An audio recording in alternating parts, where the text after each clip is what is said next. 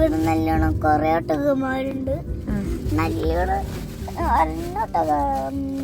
ഒരെണ്ണൊട്ടകം അങ്ങനെ തന്നെ പൊടി ഉണ്ടാക്കണം ഇവിടെ. അപ്പോൾ ഞങ്ങളിതേ ബീച്ചിൽ പോയി കുളിക്കുകയാണ്. അപ്പോളിത് ഞങ്ങളിത് സാനിറ്റൈസർ എടുത്ത് റെഡിയായി മേക്കപ്പ് ഇല്ലാതെ സെറ്റായി എൻ്റെ മമ്മയെ ഇവിടെ ഇരിക്കുന്നുണ്ട്.